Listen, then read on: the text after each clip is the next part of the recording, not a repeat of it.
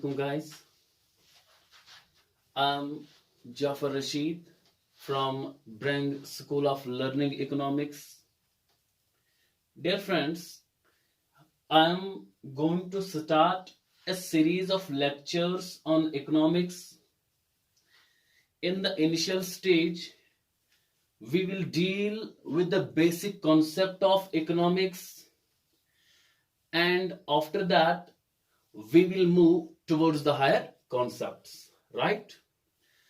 As you know guys, the contribution of economics in any examination conducted by JKSSB is significant, and it plays an important role in qualifying any competitive exam.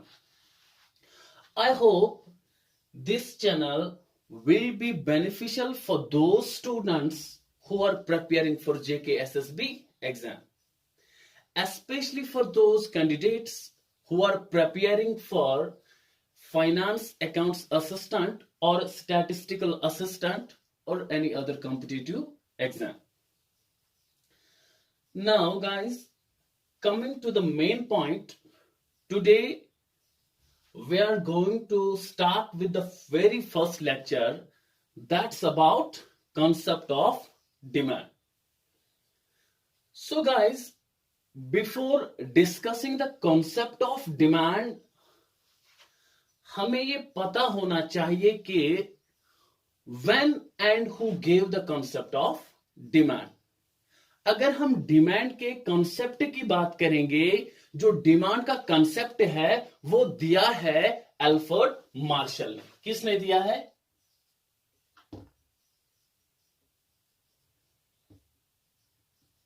Alfred Marshall ने. कब दिया है? 1890s में. 1890s में Alfred Marshall ने दिया है concept 1890s. उसने एक बुक लिखी थी जिसमें उसने कॉन्सेप्ट दिया था किसका?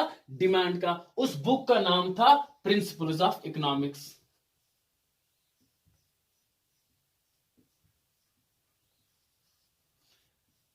Principles of economics.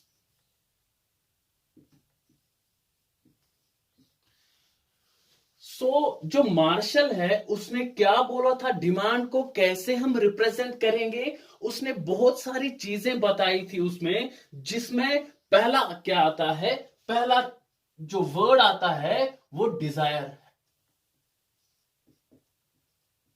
शाबाश. जो पहला वर्ड आता है वो क्या होता है? डिजायर, जिसको एल्फ्रेड मार्शल ने मेंशन किया है किस बुक में? प्रिंसिपल्स ऑफ इकोनॉमिक्स में. सो डिजायर क्या होता है? डिजायर वो स्ट्रांग फीलिंग होती है. ये एक स्ट्रांग फीलिंग होती है किसी चीज को पाने की. आपके अंदर कोई स्ट्रांग ख्वाहिश होती है. सपोज आप जेकेएसएसबी के लिए प्रिपेयर कर रहे हैं, आप डायरेक्ट फॉर्म नहीं अप्लाई करते हैं, आपके अंदर विश होती है, कोई ख्वाहिश होती है, आप कुछ बनना चाहते हैं, तब जाके आप किसी पोस्ट के लिए अप्लाई करते हैं. दैट मीन्स आपके अंदर स्ट्रांग फीलिंग होती है, किस लिए? मुझे कुछ बनना है. यहां पे भी जो कंज्यूमर होता है, जो डिमांड है, ये डील करती है कंज्यूमर से.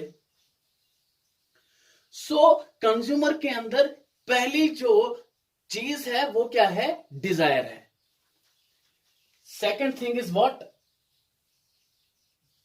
Willingness.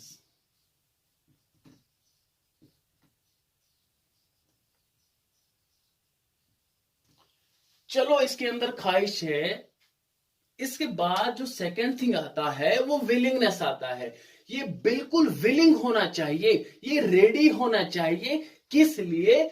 अगर हम कंज्यूमर की बात करेंगे तो ये रेडी होना चाहिए किसी चीज को खरीदने के लिए. किस लिए? किसी चीज को खरीदने के लिए. जैसे कोई बंदा किसी एग्जाम को क्रैक करना चाहता है, उसके अंदर ये ख्वाहिश होती है कि मुझे इसको क्वालिफाई करना है, लेकिन दूसरी बात जो है वो उसके लिए रेडी होना चाहिए, वो पढ़ने के लिए रेडी होना चाहिए 7 या 8 घंटे दिन में, राइट? तो the third thing is that is ability to pay for the commodity. Ability to pay for the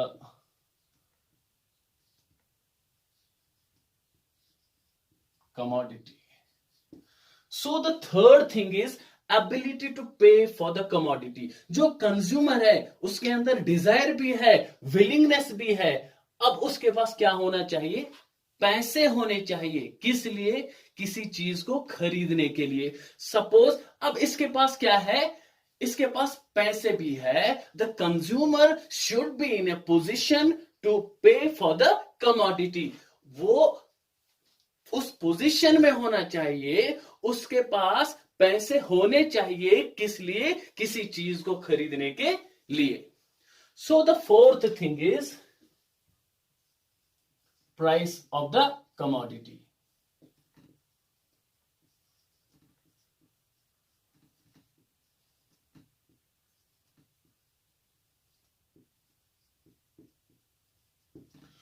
जो फोर्थ थिंग है वो है प्राइस ऑफ द कमोडिटी. अब कंज्यूमर के पास डिजायर भी है, विलिंगनेस भी है, ability to pay for the commodity. इसके पास पैसे भी है, लेकिन ये कहां जाता है? मार्केट. जब ये मार्केट जाता है तो ये सेलर से पूछता है. इसके पास सपोज 1000 रुपीज है जेब में. अब ये सेलर के पास जाता है, ये उसको बोलता है कोई किसी चीज का प्राइस, वो बोलता है 1200. क्या इसके पास एबिलिटी है इस कमोडिटी को पे करने की?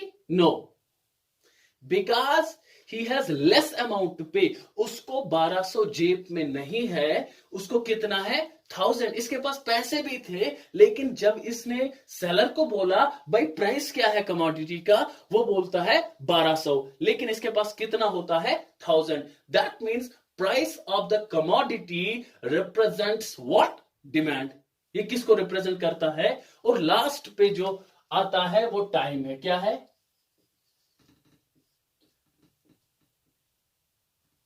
टाइम.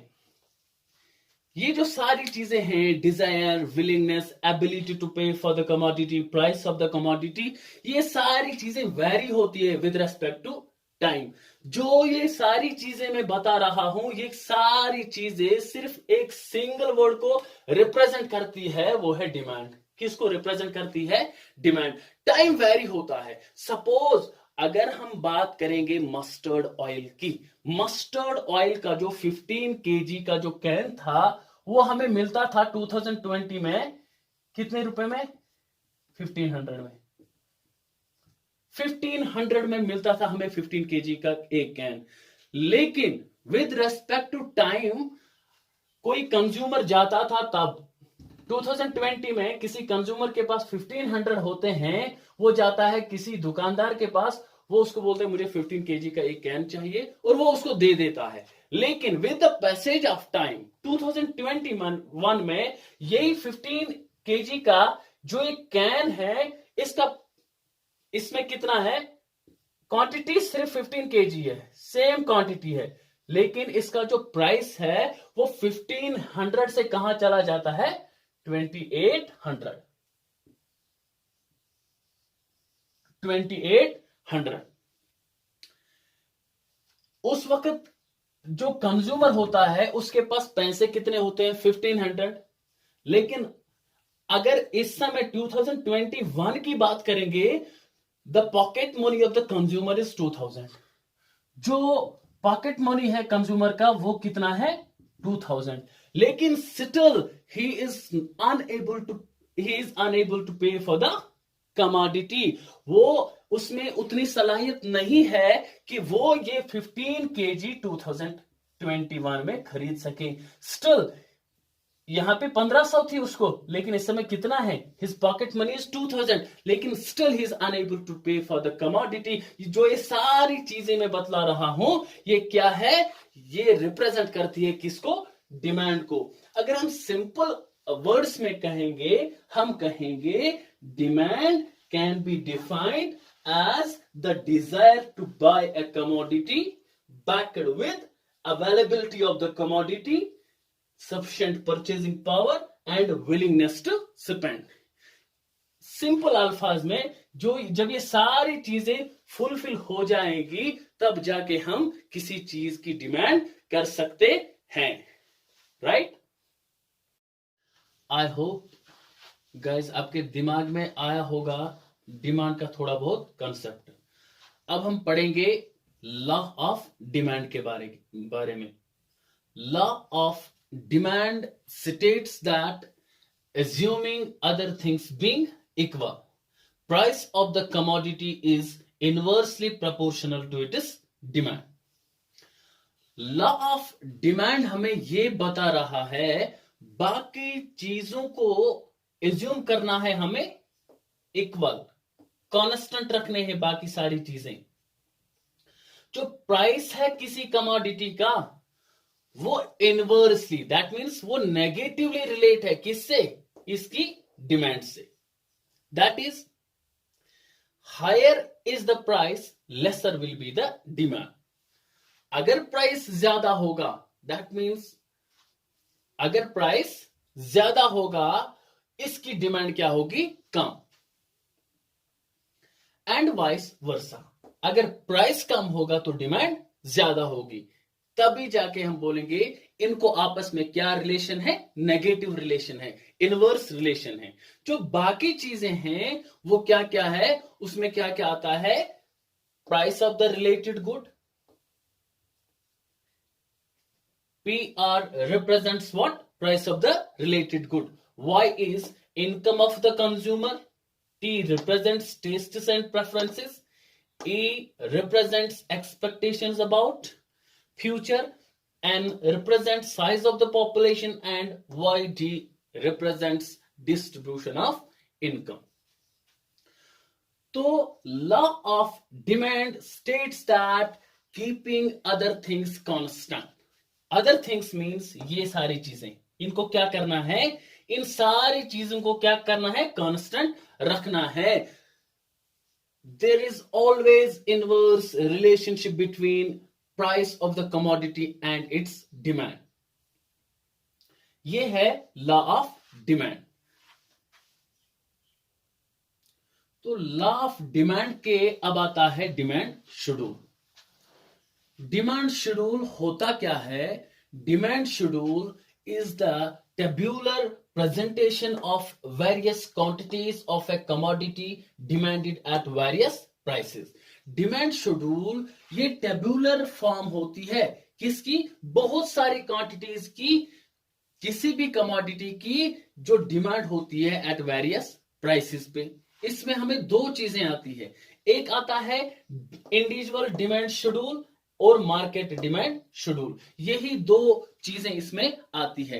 इंडिविजुअल डिमांड शेड्यूल आपके जहन में आया होगा जब कोई सिंगल कंज्यूमर बहुत सारी क्वांटिटीज किसी कमोडिटी की क्या करता है? डिमांड बहुत सारे प्राइसेस पे। उसको हम क्या कहेंगे? Individual demand schedule. अब हम ये नीचे बनाएंगे भी, उसकी टेंशन मत लीजिए आप। इसके बाद है मार्केट डिमांड शेड्यूल। मार्केट में बहुत सारे कंज्यूमर्स होते हैं।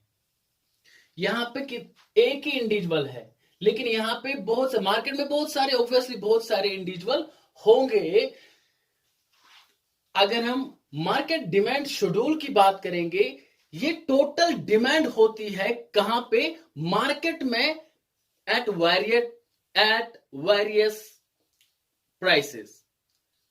जो टोटल डिमांड होगी मार्केट में किसी कमोडिटी की बहुत सारे प्राइसेस पे, उसको हम बोलेंगे मार्केट डिमांड शेड्यूल। जब हम उसको टेबुलर फॉर्म में प्रेजेंट करेंगे तब ये बनेगा क्या?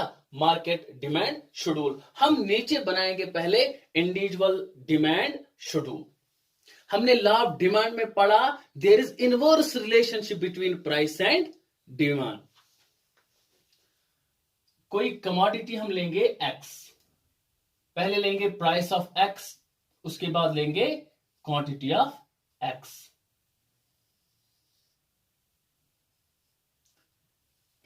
सपोज अगर 40 प्राइस है किसी कमोडिटी का, हम लेंगे तब 10 यूनिट उसके। पर यूनिट 40 रुपीज है, हम बोलते हैं ये कंज्यूमर या इंडिविजुअल कितना लेता है, 10 यूनिट्स। अब प्राइस घटता है, फॉल होता है फ्रॉम 40 टू 30। जब प्राइस डिक्रीज होगा, हमने अभी लॉ ऑफ डिमांड में पढ़ा, तो डिमांड क्या होगी, इंक्रीज। ये तब डिमांड करता है 20। फिर से अगर प्राइस फॉल होगा 20 तक, ये और ज्यादा डिमांड करेगा, हमने अभी पढ़ा लॉ ऑफ डिमांड में, तो ये 30 डिमांड करता है। अब अगर और प्राइस डिक्रीज होगा 10, ये कितना डिमांड करेगा, 40। ऑब्वियसली इसकी डिमांड इंक्रीज हो जाएगी विद रेस्पेक्ट टू प्राइस। अगर प्राइस में फॉल होगा, डिक्रीज होगा प्राइस, तो तब जाके डिमांड जो है वो क्या होती है, इंक्रीज। तो अब जो ये टेबुलर फॉर्म है किसकी, डिमांड शेड्यूल की और इंडिविजुअल डिमांड शेड्यूल की, अब हम इसको ग्राफ पे प्लॉट करेंगे, जहां से हम डिमांड करो डिराइव करेंगे। क्या करेंगे, डिमांड करो। जब प्राइस 40 था, तो जो इंडिविजुअल था और कंज्यूमर था वो कितना डिमांड करता था, 10। यहां पे ये प्राइस है और यहां पे क्वांटिटी डिमांडेड है। जब प्राइस 40 है तो ये कितना डिमांड करता था, 10। यहां से ऊपर और यहां से 40। ठीक है। जो सेकंड पॉइंट है वो कहां पे आएगा, जब प्राइस फॉल हुआ अप टू 30, तो कंज्यूमर की डिमांड क्या थी, 20। जब प्राइस डिक्रीज हुआ 30 तक, तो डिमांड कितनी थी, 20। फिर और प्राइस फॉल हुआ अप टू 20, कंज्यूमर ने कितनी डिमांड की, 30। यहां पे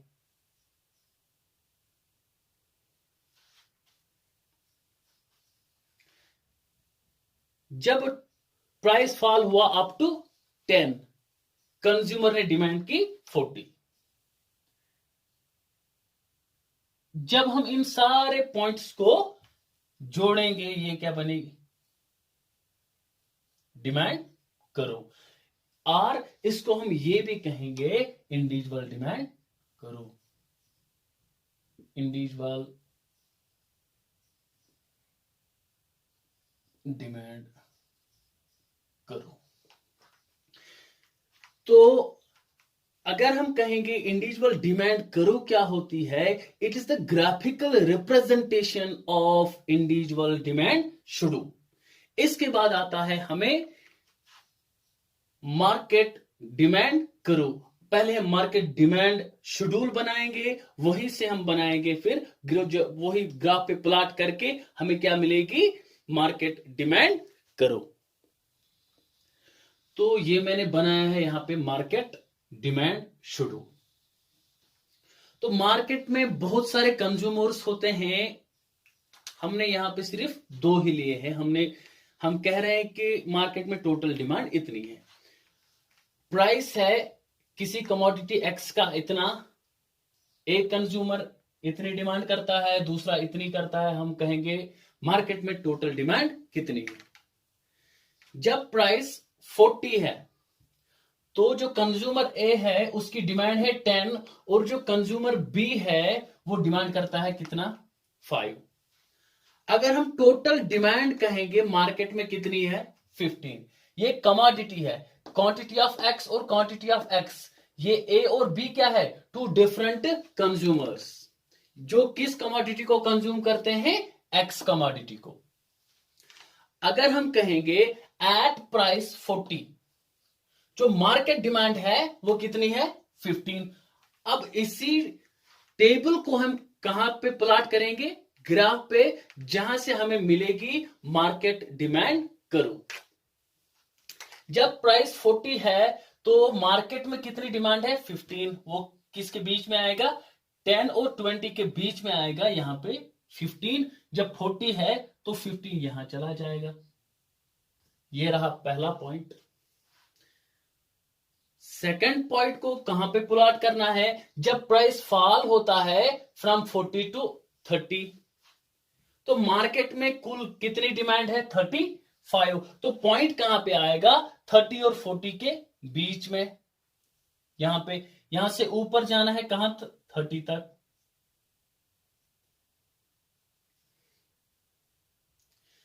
और जब प्राइस फिर से फॉल होता है फ्रॉम 30 टू 20, तो हमारी डिमांड क्या होती है मार्केट में, 55, इसके बीच में आएगा।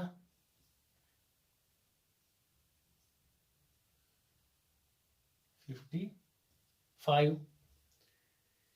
जब और प्राइस फॉल होता है तो मार्केट में डिमांड राइज होती है अप टू 75, यहां पे।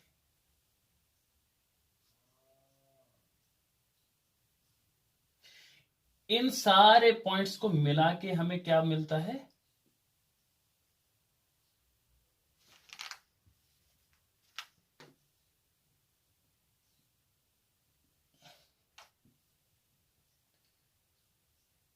मार्केट डिमांड करो।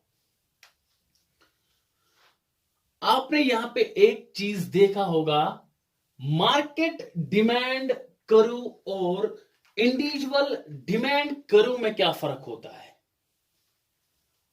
मार्केट डिमांड करो, जो ये करो है ना,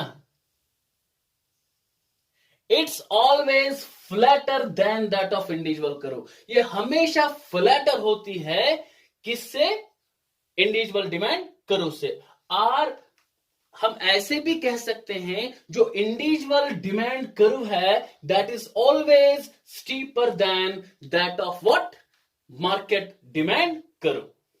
ये चीजें हमें याद रखनी है, क्वेश्चंस ऐसे ही पूछे जाते हैं।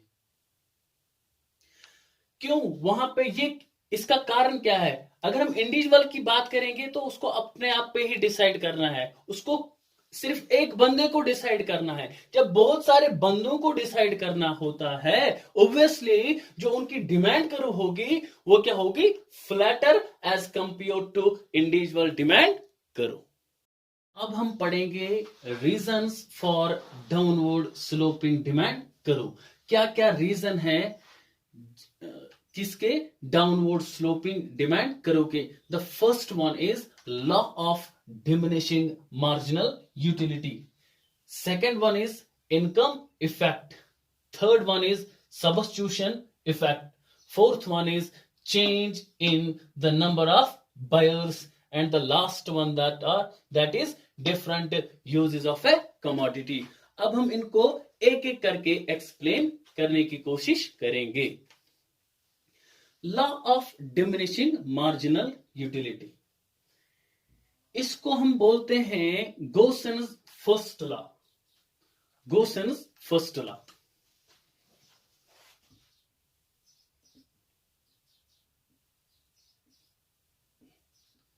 गोसेन्स फर्स्ट लॉ, या हम इसको बोलते हैं फंडामेंटल लॉ ऑफ सेटिस्फैक्शन और फंडामेंटल साइकोलॉजिकल लॉ। ये चीजें आपको याद रखनी है। Law of diminishing marginal utility को गोसेन्स फर्स्ट लॉ भी कहते हैं, फंडामेंटल लॉ ऑफ सेटिस्फैक्शन भी कहते हैं, या फंडामेंटल साइकोलॉजिकल लॉ भी कहते हैं। जो ये लॉ है, it was scientifically explained by Gossen. Scientifically इसको किसने एक्सप्लेन किया, गोसिन ने। But propounded by Alfred Marshall. Propound किसने किया, अल्फ्रेड मार्शल ने। तो अब हम इसको कैसे एक्सप्लेन करेंगे, ये लॉ क्या कहता है। अगर हम सिंपल वर्ड्स में बोलेंगे, law of diminishing marginal utility states that marginal utility of a commodity diminishes with consumption of every additional unit of that commodity. उसका मतलब क्या है, ये जो लॉ है ये हमें कह रहा है, जब कोई कंज्यूमर किसी कमोडिटी के यूनिट्स को कंज्यूम करता है, हर एक एडिशनल यूनिट की जो मार्जिनल यूटिलिटी होती है वो डिक्रीज होती है, वो डिमिनिश होती है। सपोज हम कोई एग्जाम्पल लेंगे, कोई कंज्यूमर है, उसको भूख लगी है, अब उसको खाना है कुछ ना कुछ, या किसी बंदे को प्यास लगी है, अब उसको पानी पीना है। हमें समझना है मार्जिनल यूटिलिटी, हमें ये जो ये law of diminishing marginal utility है, ये क्या कह रहा है, ये क्या कहना चाहता है हमें। किसी बंदे को भूख लगी है, अब इसको कुछ खाना है, ये गया किसी दुकान पे, इसने लाए केले, क्या लाए, केले। जब ये पहला केला खाएगा तो इसको बहुत ज्यादा भूख है, जब ये पहला खाएगा तो वो यूटिलिटी ज्यादा देगा क्योंकि इसको बहुत ज्यादा भूख है। जब इसने एक केला खाया तो थोड़ी बहुत जो इंटेंसिटी थी हंगर की वो कम हो गई। अब जब ये दूसरा खाएगा उसको उतना ही मजा आएगा जो उसको पहला केला खाने में मजा आएगा नहीं, किसी को उतना मजा नहीं आएगा। जब ये तीसरा खाएगा, जो दूसरे से मार्जिनल यूटिलिटी की बात कर रहा हूं मैं, जो दूसरे केला खाने से मार्जिनल यूटिलिटी मिली, अब तीसरे से उतनी मिलेगी नेवर एवर, क्योंकि जब इसने दूसरा केला खाया उससे भूख थोड़ा बहुत खत्म हो गई, अब थोड़ा बचा है। जब ये तीसरा खाएगा उससे मिलेगी यूटिलिटी, मार्जिनल यूटिलिटी, लेकिन उतनी नहीं मिलेगी जो दूसरे से मिली, दूसरे से उतनी नहीं मिली जो पहले वाले से मिली। इसी को बोलते हैं law of diminishing marginal utility. Simple words में हम कहेंगे, it simply states that marginal utility of a commodity diminishes with consumption of every additional unit of that commodity. This is law of diminishing marginal utility. बस इतना ही याद रखना है, इसको हम अलग से पढ़ेंगे इंशाल्लाह। इसके बाद आता है इनकम इफेक्ट। कैसे रीजन बनता है for downward sloping demand curve. या तो आपकी इनकम किसी तरह भी इंक्रीज हो जाएगी तो आप डिमांड ज्यादा करोगे, वन थिंग। या तो दूसरा रीजन हो सकता है प्राइस डिक्रीज होता है।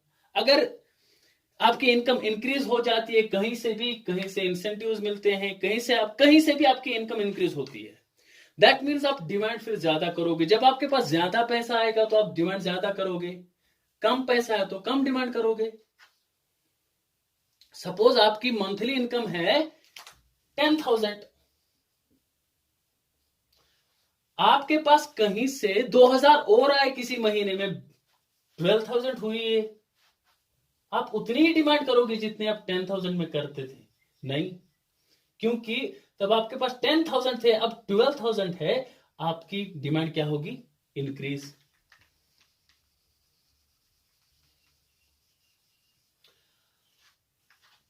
अगर प्राइस जो है किसी कमोडिटी का, या प्राइस क्या होता है? डिक्रीज होता है। इससे क्या होता है? जो इनकम इफेक्ट की बात करता हूं मैं, अगर प्राइस डिक्रीज होता है, इससे क्या होगा? सपोज आप चीजें ले रहे थे 10,000 में, आप कुछ लेते थे, खाने की चीजें आपको मिलती थी 5,000 में। जनरल प्राइस की मैं बात कर रहा हूं, प्राइस था तब 100, कितने में लेते थे आप? उन्हीं आप बहुत सारी कमोडिटीज लेते थे जिनका प्राइस था 100। आप 5,000 में लेते थे, अब ये प्राइस डिक्रीज हो गया 80। टोटल इनकम बोल रहा हूं मैं आपको, 5,000 ही इस पे खर्च करते थे, 5 आप सेव करते थे। सेव को छोड़ो, आपको यही 5,000 फिर से क्या करना है, स्पेंड करने हैं। लेकिन अब प्राइस कितना है, 80 है। अगर हम रियल इनकम की बात करेंगे, आपकी जो रियल इनकम है ना, वो क्या होगी, रियल इनकम आपकी इंक्रीज होगी। हुई ना, आपको उतनी चीजें आएंगी फिर भी पैसे बचेंगे। अगर हम रियल इनकम की बात करेंगे, रियल में ये इंक्रीज हुआ, आपको कम चीजें आती थी एट द रेट ऑफ ₹1000, जब प्राइस ₹1000 था, at the rate of price 100 जब था, तब आप कितने स्पेंड करते थे, 5000। लेकिन अगर यही घटेगा, रियल में उससे ज्यादा चीजें आएंगी, दैट मीन्स आपकी जो इनकम है वो क्या होगी, रियल में इंक्रीज होगी। जब इनकम इंक्रीज होगी तो आपका परचेसिंग पावर क्या होगा, इंक्रीज होगा। जब परचेसिंग पावर इंक्रीज होगा, you will demand more. Demand क्या हो गई, इंक्रीज। ये क्या है, इनकम इफेक्ट। कैसे ये इफेक्ट करता है डिमांड को, जिसे क्या चली जाती है डाउनवर्ड। इसके बाद है सब्स्टिट्यूशन इफेक्ट। ये मैं रीजंस बताता हूं फॉर डाउनवर्ड स्लोपिंग डिमांड करो। सब्स्टिट्यूशन इफेक्ट में पहले हम करते हैं बात सब्स्टिट्यूट गुड्स की, जैसे टी एंड कॉफी। आज गर्मी है तो हम लेंगे डिव एंड स्प्राइट।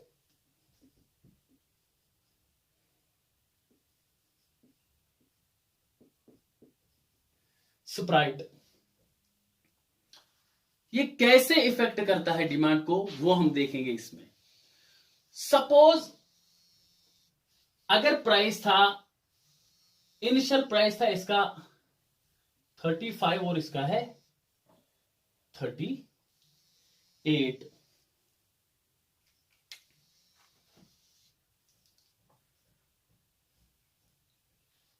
अगर जो ड्यू का प्राइस है वो इंक्रीज होता है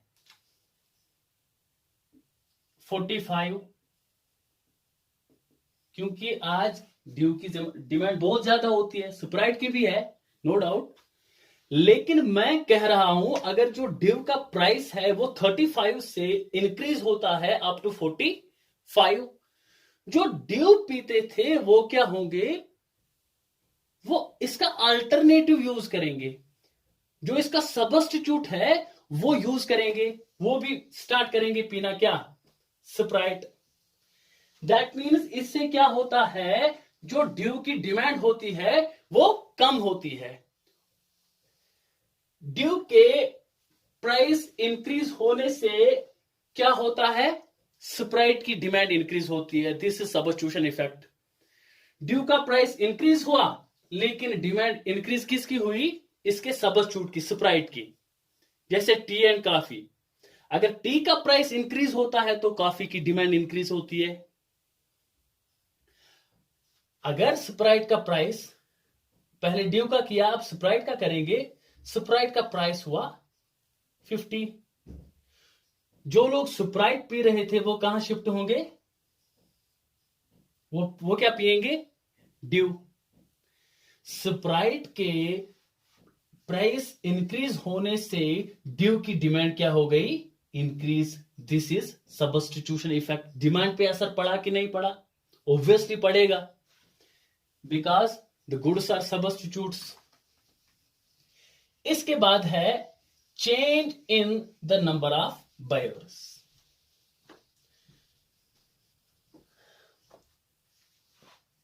कैसे ये इफेक्ट करता है, जब change in the number of buyers. एक तो होते हैं न्यू बायर्स,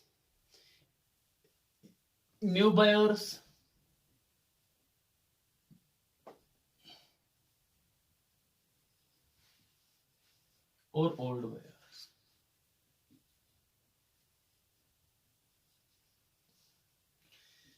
अगर प्राइस डिक्रीज हो गए, प्राइसेस क्या हुए, डिक्रीज, तो मार्केट में न्यू बायर्स आना स्टार्ट हो जाएंगे, क्योंकि अब मार्केट में वो लोग भी आएंगे जो मतलब जिनकी इनकम बहुत कम थी, जो उस काबिल नहीं थे वो कमोडिटीज को खरीद सके।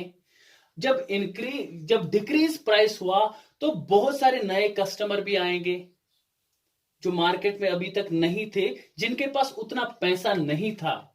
क्योंकि अब प्राइस डिक्रीज हो गया तो ऑब्वियसली क्या होगा, मार्केट में क्या आएंगे, न्यू बायर्स। जब ज्यादा बायर्स आएंगे तो डिमांड क्या होगी, ज्यादा होगी ऑब्वियसली। जो ओल्ड बायर्स होंगे उनके साथ क्या होगा, जो मैं रियल इनकम की बात करता हूं वो यहां पे होगा। जो ओल्ड बायर्स होंगे, जब प्राइस कम होगा, जो ओल्ड बायर्स होंगे उनको जितना वो स्पेंड करते थे मार्केट में उतना ही स्पेंड करके उनको ज्यादा चीजें मिलेंगी। क्योंकि अब प्राइस तब ज्यादा था, अब नीचे आ गया, तो ऑब्वियसली वो क्या करेंगे, वो ज्यादा चीजें खरीदेंगे। तो जो लास्ट वन है, different uses of a commodity और alternative uses of a commodity, ये भी एक रीजन है किसका, reason for downward sloping demand curve का। सपोज हम इलेक्ट्रिसिटी की बात करेंगे, इसके बहुत सारे यूजेस हैं, या दूध की बात करेंगे, इसके भी बहुत सारे यूजेस हैं। अगर वो कमोडिटी जिसके अल्टरनेटिव यूजेस बहुत सारे हैं उसका प्राइस इंक्रीज हो जाएगा, तो तब हम क्या करेंगे। सपोज इलेक्ट्रिसिटी से हम फोन भी चार्ज कर सकते हैं, टीवी भी देख सकते हैं, हीटिंग के लिए इस्तेमाल कर सकते हैं, कुकिंग के लिए इस्तेमाल कर सकते हैं, लाइटिंग के लिए इस्तेमाल कर सकते हैं। तो इलेक्ट्रिसिटी के बहुत सारे यूजेस हैं। अगर सपोज इलेक्ट्रिसिटी का प्राइस क्या होगा, इंक्रीज होगा, जो इसके अल्टरनेटिव यूजेस होते हैं वो हम बंद करना स्टार्ट करेंगे। क्यों, अब ये महंगा पड़ेगा। सपोज हम इलेक्ट्रिसिटी से कुकिंग करते थे अभी तक, अब आपको पर पॉइंट ज्यादा देना पड़ता है, जो रेट है इलेक्ट्रिसिटी की वो इंक्रीज हो गई। अब कुकिंग के लिए सीएनजी का इस्तेमाल करोगे, आप क्या करोगे, कुकिंग के लिए क्या करोगे। जो इलेक्ट्रिसिटी का अल्टरनेटिव यूज था वो बंद होगा। होगा कि नहीं होगा, डिमांड क्या होगी, कम होगी। या हम दूध की बात करेंगे, दूध से बहुत सारी चीजें बनती है, पनीर भी, दही भी, चाय वगैरह बनती है। सपोज जो मिल्क का प्राइस है वो इंक्रीज हो गया, आप क्या करोगे, जो इसका अल्टरनेटिव यूज होता है वो क्या होगा, बंद होना स्टार्ट होगा। तो ये जो सारी चीजें हैं, ये सारे किसके रीजंस थे, डाउनवर्ड स्लोपिंग डिमांड कर्व के। आई होप गाइज आपको समझ में आया होगा। अभी तक हमने पढ़ा कॉन्सेप्ट ऑफ डिमांड, उसके बाद पढ़ा हमने लॉ ऑफ डिमांड, उसके बाद पढ़ा डिमांड शेड्यूल, डिमांड कर्व क्या होती है, reasons for downward sloping demand curve. इंशाल्लाह नेक्स्ट लेक्चर में पढ़ेंगे हम exceptions of the law of demand. Exceptions क्या है लॉ ऑफ डिमांड के। सो गाइज मैं आपको बताना चाहता हूं, through this channel I am going to help out the students in this COVID-19 pandemic. So kindly do subscribe my channel and don't forget to press the bell icon for getting regular updates. Thank you for watching.